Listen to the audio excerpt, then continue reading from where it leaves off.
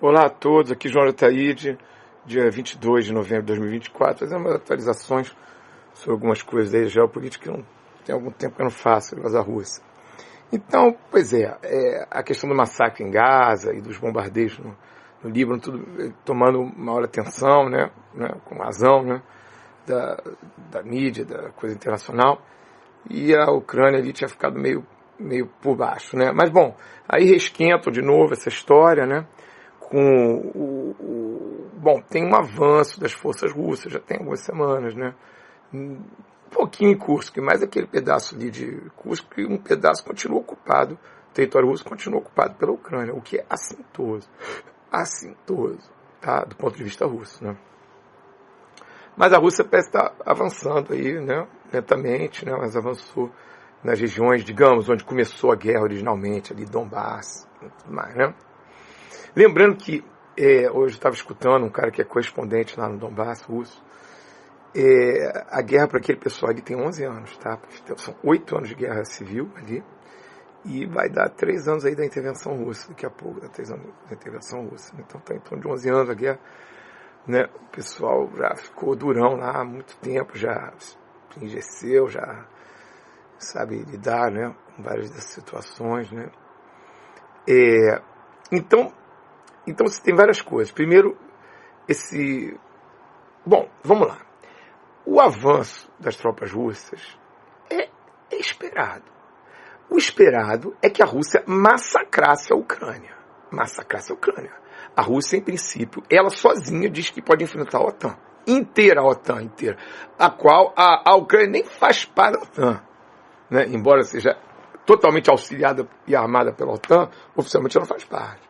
Então, a Rússia não está conseguindo enfrentar, ou mal está conseguindo enfrentar, a Ucrânia sozinha, ou não quer enfrentar, Que, como a gente sabe, não ataca gasodutos, não bombardeia as capitais, os pontos principais. Inclusive agora, parece que a Rússia bombardeou com os mísseis aí, diz que são hipersônicos. A gente nunca sabe se são a velocidade que eles dizem que são, entendeu? Porque aquele tal do Kintsar é um míssil russo que diz que o supersônico vai a 6.000 e tanto por hora, quilômetros, diz que os ucranianos e outros, tá aí, tem até o cara diz que vai a 2.000 e tanto por hora, então. É rápido, mas é tão rápido quanto dizem. Mas só uma coisa, não são só os russos que mentem em relação às armas, os ocidentais também mentem em relação às armas, tá? Deles também. Então você vê como a análise é mais complexa, entendeu? Por isso que eu vejo análises rasteiras por aí, eu fico às vezes sem paciência, entendeu? Ou então eu pego e faço aqui uma análise assim, mas é sempre tapa na cara, Minhas análises, sempre tapa na cara. Porque eu tô falando assim, olha, um mente sobre suas armas, mas o outro também mente sobre suas armas, tá? Os dois mentem sobre suas armas, tá bom?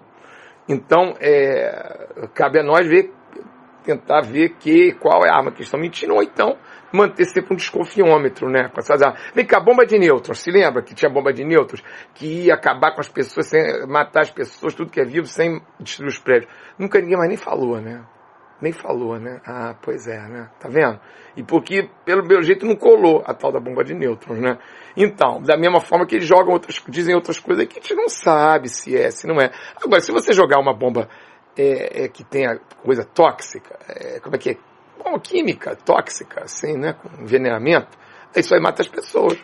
Isso não precisa ser bomba de nêutrons, Mata as pessoas, já desde a Primeira Guerra Mundial eles tentavam fazer uns troços assim, faziam uns troços assim, E vai matar as pessoas intoxicadas, pode até matar todos os animais também, e talvez a maior parte das plantas, é possível. Envenenamento, velho envenenamento, E aí vai dizer que é bomba de nêutron, mas você vê, nem continuaram com essa narrativa, Que elas vão nas narrativas que colam, eles jogam aquelas coisas mesmo. Então, a gente tem que ter cuidado quando diz que esse negócio de armas aí, tá? De novas armas, Agora, em compensação, arma climática, isso aí é bem possível que eles estejam desenvolvendo cada vez mais. Ao que tudo indica, E enquanto chamando a atenção para armas de guerra, todo mundo fica olhando para armas de guerra e, de repente, a energia, o dinheiro, as verbas, está tudo indo para armas climáticas e outros tipos de coisas de controle aí, que a gente nem, às vezes, tem ideia direito do que é. Bom, continuando.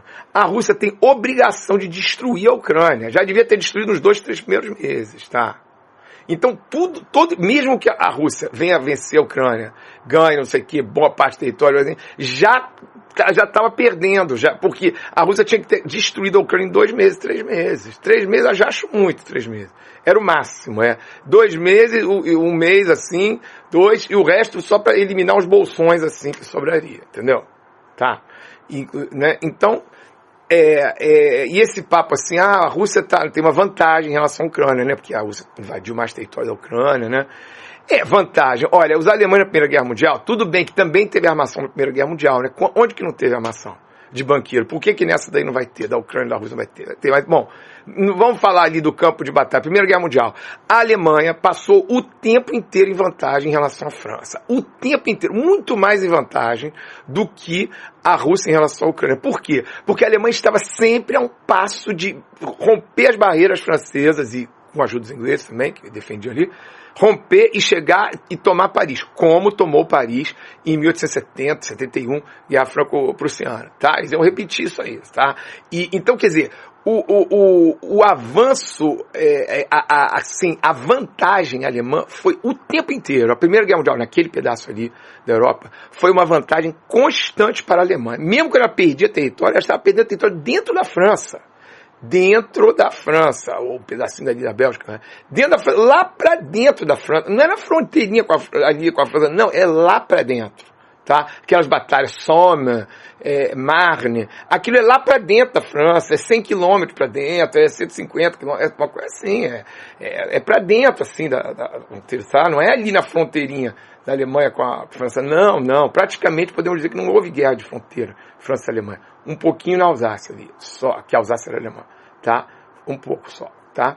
Mas, bom, então, a Alemanha passou 4 anos estrangulando a França, teve 3 milhões de soldados ingleses, e mesmo assim, continuou estrangulando a França. Só no finalzinho, quando teve revoluções do tipo comunistas, os países soviéticos, dentro da Alemanha, né? E também ajuda americana também, que ajudou, mas não é só isso que resolvia, porque ainda tinha 3 milhões e meio de soldados alemães ali na Primeira Guerra, ali lutando. Não ia ser fácil acabar com eles no mundo.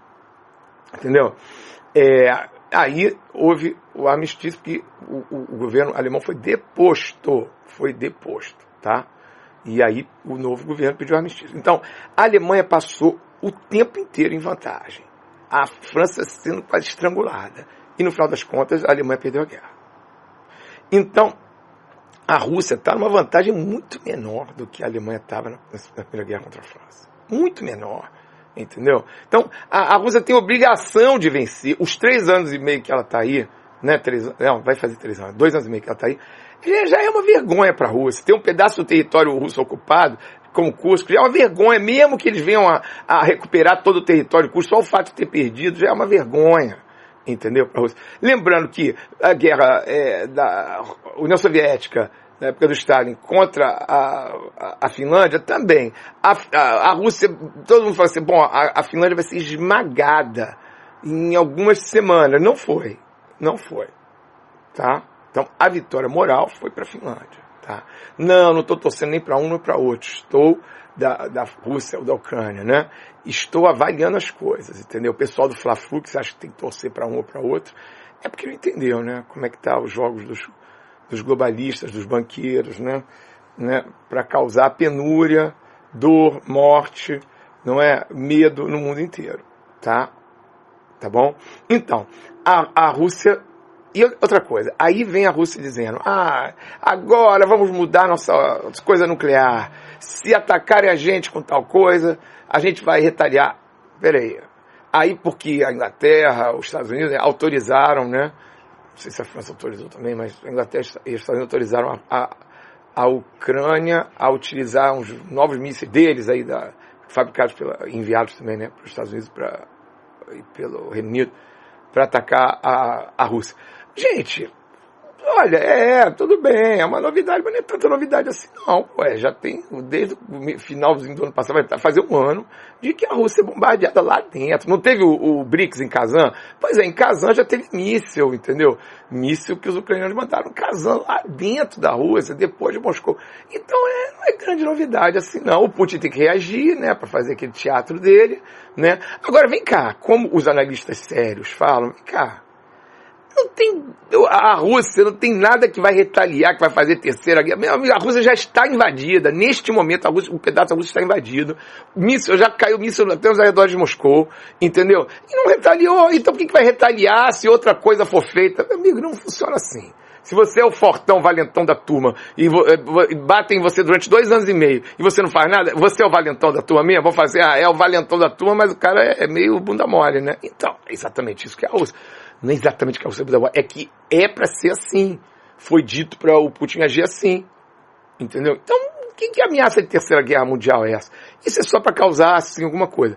O Corbett Report chamou a atenção para uma coisa interessante, que, olha só, parece que o Biden já ia sair, não ia fazer nada, né? Ia ficar ali na cortina esperando acabar o coisa dele, né? Quer dizer, deu aquela passeada no Rio de Janeiro, né? Agora com o G20. Mas, não, está aumentando a guerra da guerra da Ucrânia para parecer que vai ter uma terceira guerra mundial. Imagina, vai fazer terceira guerra mundial no finalzinho do mandato. Não, segundo ele analisou bem.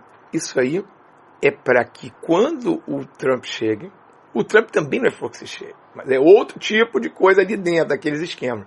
Mas vamos ver, né? O Trump, quando chegar lá, se for mediar ou fizer um acordo, né, de congelar a guerra Rússia-Ucrânia, aí vão dizer nos Estados Unidos, tá vendo? O Trump é coligado com a Rússia, o Trump é mancomunado com a Rússia, é mancomunado com o Putin, entendeu? Então tem que ter um aumento, uma escalada agora, para então o Trump poder vir e abaixar a bola, entendeu? Como a gente sabe que funciona. Outra coisa, e aí ninguém falou essa análise, tá? É possível que o Trump faça várias coisas boas internamente no governo americano. É possível. Não quer dizer que vai fazer tudo que diz, né? Mas é possível que faça algumas coisas boas, né? Também não é difícil fazer melhor do que o Biden, né? Não é difícil, né? Isso aí pode ser estratégia sionista a médio e longo prazo. Por quê? Porque o Trump é sionistão, consegue ser mais sionista do que o Biden. Embora o Biden também seja super sionista. Todo esse massacre de Gaza está acontecendo sob Biden. Tá? Os Estados Unidos já está envolvido nessa guerra, ajudando a interceptar mísseis iranianos, por exemplo, atacando os Houthis também, no Iêmen, e é sobre o Biden. Tá? Então, não precisaram do Trump para ter mais coisa ali. Né? Embora o Trump pode ainda aumentar a presença americana ali no Oriente Médio. Muito bem. Então, o Trump fazendo um bom governo interno, né, pelo menos algumas coisas boas, né, melhorando a questão de saúde, que é a questão de saúde nos Estados Unidos, é um horror, né? Não tem a ver com os outros países da América, dos países desenvolvidos. Então, mesmo na Rússia, o sistema de saúde é melhor do que dos Estados Unidos. Mas todos os países têm um sistema melhor e mais barato que os Estados Unidos. Todos os países desenvolvidos têm. Aliás, o sistema do Brasil é melhor do que o sistema dos Estados Unidos. A diferença é que nos Estados Unidos você tem grandes médicos, caríssimos, grandes médicos, grandes pesquisadores, que aí tudo bem, mas tem que ter acesso a eles. Tá? Né? Mas assim, eu conheço, americano que foi tratado aqui no Brasil, aí no Brasil, né, porque eu estou na França, e que falou, funciona bem, claro, dependendo do lugar, funciona bem, funciona melhor do que os Estados Unidos, porque qualquer lugar é mais barato que os Estados Unidos, entendeu? Qualquer lugar da Europa, mesmo na Europa Oriental, tendem a ser mais acessíveis que os Estados Unidos. Não é coisa de ponta para quem tem dinheiro, estou falando da média, para o povo ter acesso. Então, todo lugar é assim. Entendeu? Até a Inglaterra é assim. O Canadá, que tende a ficar pior, né, com o tempo, tendendo a ficar pior, ainda é melhor do que os Estados Unidos. Então, os Estados Unidos é o pior dos países envolvidos em matéria de saúde, né? Pelo menos que eu me lembro assim. É o pior. Ele não é modelo para isso. Além do país que as pessoas comem pior. Dos países envolvidos, os lugares que as pessoas comem pior é os Estados Unidos. Tem um monte de obeso. Não é gordinho, é obesão, um monte. Você vai numa farmácia, tem sempre um atendente que é, assim, um monstro de gordo. Coisa que, você praticamente não vê aqui na Europa, né? Não é uma pessoa com 10, 20 quilos a mais. Não é isso. Não é isso. É uma pessoa com 100 quilos a mais. Com 120 quilos a mais. Entendeu o que eu estou me referindo, tá? Bom, então o governo Trump fazendo algumas coisas, melhorando nos Estados Unidos, as pessoas vão falar assim, olha, melhorou. Então, o governo sionistão, no final das contas, é melhor. E eu sei que é o que eles querem passar, né? Claro, o Biden e outros colocam o bode na sala. Tirou o bode da sala, bom, qualquer um que tira o bode da sala já melhora, né? E aí, a tendência é que as pessoas falam, bom, no final das contas, bom, se ele, lá no Oriente Médio, o Trump é um horror, mas em casa ele é melhor, no final das contas é melhor ele, né? Cara, o problema é que é um jogo meio sem saída, porque eu mesmo, se fosse americano, também acho melhor, cara. Melhora o meu país aí, né? Melhora o meu país, né? Mas mesmo que piore lá para a questão no Oriente Médio, no final das contas, não é? É horrível, né, cara? É uma escolha terrível. Mas no final das contas, mesmo pro Brasil é assim, cara. Mesmo pro Brasil é assim. O mais importante é o que a pessoa faz, o político faz, ou aquele grupo político faz, na política interna do Brasil. Política, economia, sociedade interna. O que ele faz na política externa, no final das contas, é secundário. Infelizmente é. Então eles jogam com isso. De maneira, sei lá, por exemplo, eu não sei se o Milei, como é que vai ser com o Milei. Mas digamos que o Milei faça algumas melodias na Argentina. Não sei, talvez nem faça. Mas digamos que ele faça. Mesma coisa. Olha, o Milei é melhor do que aquela esquerda vagabunda que tinha antes. Que esquerda identitarista na Argentina. Tá vendo? Então é melhor um cara como o Milei. Ah, mas o cara é um sionistão, qualquer coisa assim. Mas bom, no final das contas fez melhor do que os outros. Então melhor, vamos reeleger, ou vamos eleger, ou colocar no poder alguém que seja da continuidade dele. Então é totalmente possível esse tipo de golpe. O golpe é complicado, porque se os golpes fossem simples, era fácil a gente identificar. É claro que o golpe tem que ser complicado, entendeu? Sabe? É claro que o golpe tem que ser complicado. Da mesma forma que você vai ter grupos LGBT trans e também de climate change apoiando, quer dizer, denunciando as violências israelenses, né, em Gaza e em Líbano. Tá certo, tem que denunciar, todo mundo tem que denunciar, mas às vezes parece que joga contra, vem cá, você entende uma parte da geopolítica, mas não entende da outra, né? Porque você está dizendo aí que o climate change é feito pelo ser humano e que não é, que não tem chemtrails, geoengenharia e manipulação dos dados, né? E coisas assim, né? E das informações. Isso aí você não consegue ver? Então é complicado. Quem disse que é simples? Não é simples, entendeu? Mas me parece que esse é um modo operante que eles estão há alguns anos, pelo jeito não tem muito tempo não, esse aí. Quer dizer, é aquilo que eu falei, a diferença entre a esquerda trans estapafúrdia e uma direita conservadora, hiper neoliberal e hipersionista.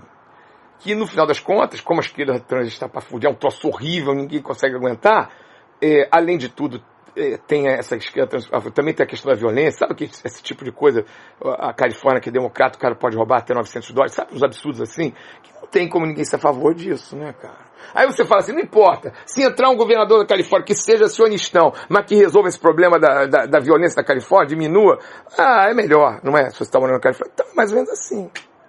Então, as pessoas que tendem a pensar um pouco mais, ter um pouco de razonabilidade, né? Então vamos fazer o quê? Vamos apoiar entre essas duas porcarias, vamos apoiar a porcaria que é menos maluca, entendeu? Que é a direita conservadora, hiperneoliberal e hipersionista. Entendeu? Então, o que tem que ser? As coisas boas que o Trump, ou que qualquer um faça, é bom. Só que a gente tem que ficar de olho ao que serve, o que vão servir essas coisas numa coisa maior. Por exemplo, parece que o Trump diz que quer fazer um muro digital, com identidade digital para atravessar ali no México, né? Com o negócio de imigração. Em princípio, as pessoas dos Estados Unidos vão falar muito, mas é bom, porque tem imigração ilegal demais ali, né? Violência, não sei o quê, banditismo, tráfico de drogas. Pois é, mas isso parece que é só uma das agendas para poder implementar a identidade digital, porque as pessoas não querem identidade digital. Então, na Austrália agora querem colocar, o primeiro-ministro quer colocar para que menores de 16 anos acessem a internet, até 16 anos acessem a internet, uma identidade digital. Mas mesmo assim eles vão poder acessar as coisas, porque tem sites que você não precisa de identidade digital, de identidade. Por exemplo, o YouTube você precisa estar logado, mas tem outras coisas que não precisa estar logado para assistir, né? Mas na verdade isso é só um pretexto para instaurar a identidade digital. Entendeu? Então eles vão usando pretexto, entendeu? Pretexto das coisas, sacou? E a gente tem que ficar desconfiado desse pretexto, que não é exatamente que uma atitude é ruim, em nome de uma coisa. Eles fazem geralmente o nome de uma coisa que faz um certo sentido, embora esse daí... mas no final das contas, depois é para controlar toda a internet, para controlar que todo mundo que acessa a internet. No outro é para fazer a identidade digital nos Estados Unidos começar a funcionar. Entendeu? Talvez no início só para estrangeiros, nos Estados Unidos, residentes dos Estados Unidos, depois para todo mundo nos Estados Unidos, depois alguns estados aprovam para todos os cidadãos dos Estados Unidos, outros não, mas bom, já está meio caminho andado, com o tempo outros estados vão aprovando a identidade digital, entendeu? Sabe? Então, a gente tem que entender que as agendas dos governos avançam de diversas formas. Quando eles veem que não podem ir por aqui, eles vão indo por ali. Eles veem que, olha, já fomos demais nesse lado, já está criando resistência demais. Eles vão indo por ali. E eles têm que fazer isso. Eles colocam o bode na sala, depois tiram o bode na sala. Entendeu? Então, tomara, né, que o Kennedy lá, né, faça alguma coisa pela saúde americana. Por que é interessante ter coisas de saúde, alimentação americana? Porque aquilo dá a coisa para o resto do mundo, pelo menos para boa parte do resto do mundo. Tanto que você tem alimentos aí no Brasil, ou na França, no Brasil, então, várias pessoas falam, no mundo inteiro, falam, esse alimento, essa vitamina, essa vacina é aprovada pelo Food and Drug Administration dos Estados Unidos. Entendeu? Então, quer dizer, o que acontece realmente nos Estados Unidos reflete no resto do mundo. Sacou? Reflete. E reflete no Brasil, reflete no... Então, uma tendência lá por exemplo, diz diz o Kennedy, né, que vai ter obrigação de vacina lá, né? Legal, se for isso, acho ótimo, é o mínimo, né? Na verdade, as constituições dos países todos já falam disso, né?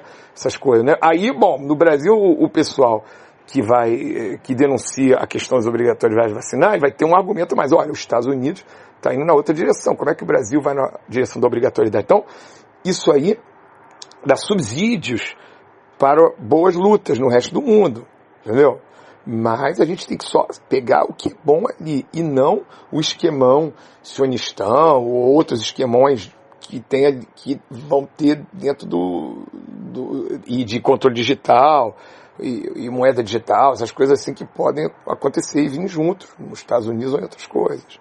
Tá bom? Então, gente, voltando ao assunto Rússia, para fechar, tudo palhaçada. A Rússia não ataca ninguém para valer, não destrói ninguém para valer. A Rússia já está em guerra, nem destrói seu próprio inimigo ali, um inimigo menor ali, que é a Ucrânia. Como é que a Rússia vai invadir a Polônia? Imagina, e brigar contra a OTAN. A coisa mais ridícula, o sueco, o finlandês, que eram países neutros, agora está com medo, né? O governo sueco distribuiu, 5 milhões de panfletos, deve ser um para cada casa na Suécia. A Suécia tem 10 milhões de habitantes, para cada casa. Olha o que fazer em caso de crise, de guerra nuclear ou de catástrofe climática, todas assim, claro, né? Porque tem que pôr medo por um lado ou por outro, né? De guerra ou de guerra com a Rússia. Vem cá, não tinha guerra com a Rússia. Agora que tem, porque entrou na OTAN, né? Mas vem cá, a Rússia não consegue nem vencer a guerra contra a Ucrânia. Como é que ela vai atacar a Suécia, que é muito mais organizada, que produz armas, não é? Inclusive envia arma para a Ucrânia? Entendeu? Isso não existe, entendeu? Não existe. É só uma bravata, é só para fazer medo, é só para aumentar os preços no mundo, porque a guerra da Ucrânia aumentou os preços no Brasil, na França, na Inglaterra, nos Estados Unidos, na Rússia, entendeu? Né? E, como eu disse da outra vez, as guerras intermináveis que Israel faz são para serem percebidas como guerras estruturais. Então, elas não causam aumento de preços no resto do mundo. Porque é para o mundo pensar, não, isso não é uma guerra crise, é uma guerra estrutural. Tipo, Israel tem direito de se defender, tem direito de se expandir no final das contas. O fundo que está nisso. Diferente das guerras feitas como crise, que aí é para ter uma crise econômica, política, não sei o que, sobretudo econômica, né? Que é o caso da guerra Rússia-Ucrânia. Então, é claro que é bom se congelar a guerra Rússia-Ucrânia. É bom. Outra coisa, ouvindo esse cara, correspondente da Indonésia, russo, ele disse que ele nunca viu tropa coreana, norte-coreana lá. Mas que tem umas imagens aí. Ele acha que ele vai acabar vendo umas tropas coreanas. Bom, norte-coreano. Será que são as quantidades de tropas coreanas que falaram que vai ter? Ou é menos do que é? Bom, mesmo que... Então, ainda não tem provas mesmo que tem essas tropas norte-coreanas lá, no fundo. Pode ser que tenha, o ucraniano diz que tem. Mas, vamos por partes. Desde quando é a Coreia do Norte que vai salvar a Rússia? Que vai fazer diferença? Ela pode dar lá esses tipos, espécies de mercenários, que, bom, talvez não ganhe diretamente, deve ganhar algum, mas o recurso vai para o Estado, né, norte-coreano, né? Igualzinho como é em Cuba. Em Cuba, que não tinha muito recurso, o recurso é dar soldados para guerras na África, com as armas soviéticas, entendeu? Então, em Cuba, eu estive em Cuba, então eu dizia, pô, tem um monte de soldado lá cubano que está na África. É a moeda de troca, né? São os cubanos, a moeda de troca com a União Soviética, vai mandar petróleo e outras coisas, outros produtos industrializados para Cuba, né? Então, agora, no caso das tropas norte-coreanas, gente, a Rússia, em princípio, diz que pode enfrentar a OTAN inteira, o mundo inteiro. Então, a ajuda norte-coreana é uma ajuda, mas não quer dizer isso que vai fazer diferença, né? Se a Coreia do Norte der 20 mil homens a mais, a Rússia, se quiser, levanta mais do que isso. A Rússia tem uma população muito maior do que a Coreia do Norte. Então, assim, não é a Coreia do Norte que vai fazer diferença, né? Pode fazer uns batalhões ali, uma coisa ali, os caras terem ali num pedaço de fronte, mas não é isso que vai fazer diferença. Não é a Coreia do Norte que vai salvar a Rússia, nem algum acordo com o Irã que vai salvar a Rússia, porque, em princípio, a Rússia, ela enfrenta a OTAN inteira. Então, essas ajudas aí pequenas poderiam ser bem-vindas para a Rússia, dar uma força moral, dar uma bucha de canhão ali, mas não é isso que vai fazer a diferença, entendeu? Sabe? Então, vamos ficar atento aí para essas coisas aí que as pessoas colocam muito assim por cima, entendeu? Como se fosse uma coisa, uma novidade enorme, sabe? E que não é, né? Não é. É muita coisa midiática. Vamos dar o tamanho de cada coisa que é, entendeu? O tamanho das coisas, a proporção que as coisas tomam. Tá legal? É isso aí. Por enquanto, fica aí nesse raciocínio. Quem quiser, deixa os comentários aí pra gente seguir batendo papo. Valeu.